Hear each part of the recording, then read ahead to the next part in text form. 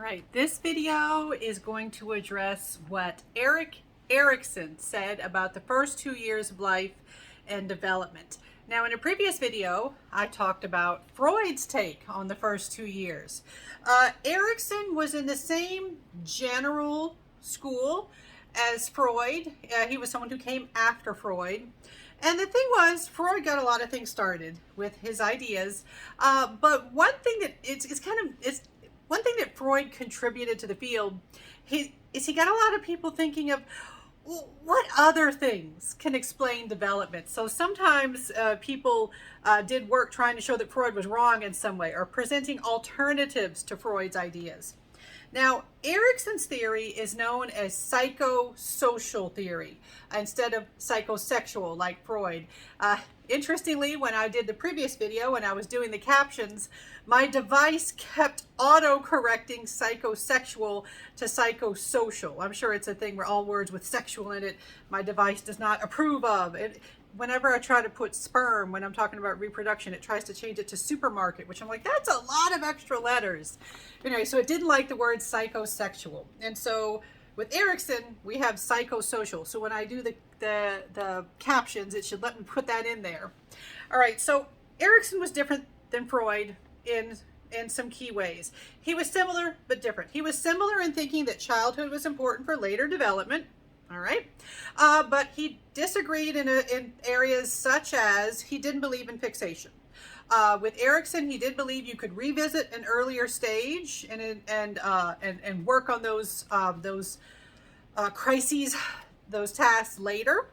It's kind of like it's never too late to have a happy childhood.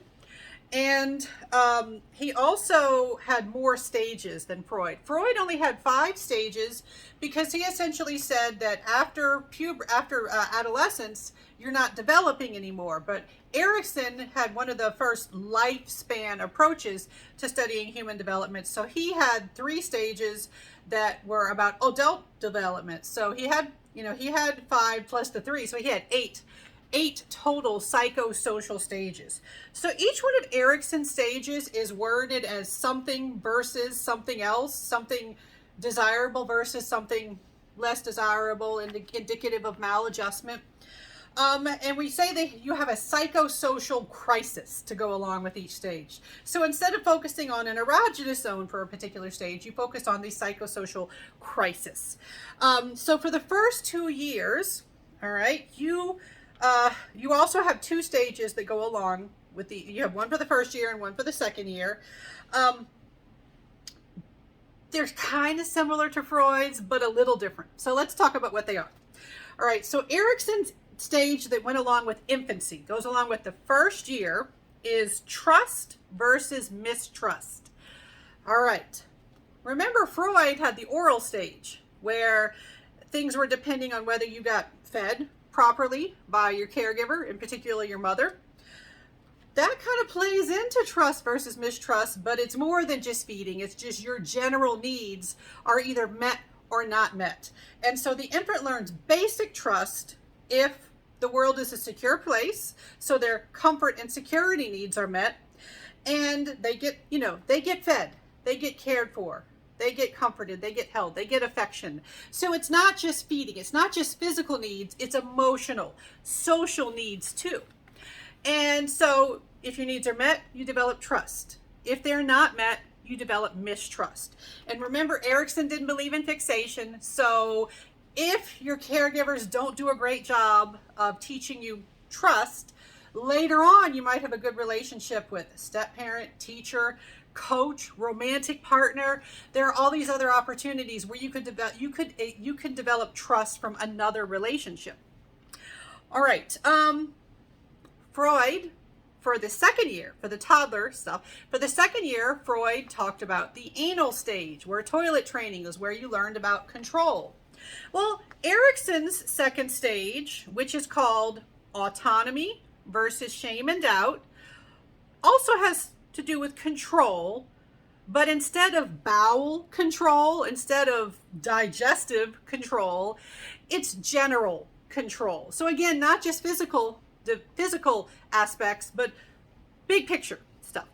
And so this is where toddlers either succeed or fail and gaining a sense of self-rule over their actions and their bodies. So this includes behavioral control, learning, not to have as many tantrums, picking up toys when asked, emotion regulation, emotion control, a little bit, they have to work on it slowly. And then bodily control, not having accidents. All right, so autonomy has to do with doing things yourself. If you have shame and doubt, that's where you don't feel like you can do things on your own adequately. And so if you don't achieve trust or autonomy, all right, you might end up being suspicious and pessimistic because you develop mistrust, or you could be easily shamed and not trust yourself to try things because you don't develop autonomy, you develop shame and doubt instead. All right, but on a positive note, since there isn't fixation, there's a chance of revisiting this later with other social relationships. All right, in another video, I am going to talk about other theoretical perspectives on development in the first 2 years of life. This one was just about Erikson's take on things.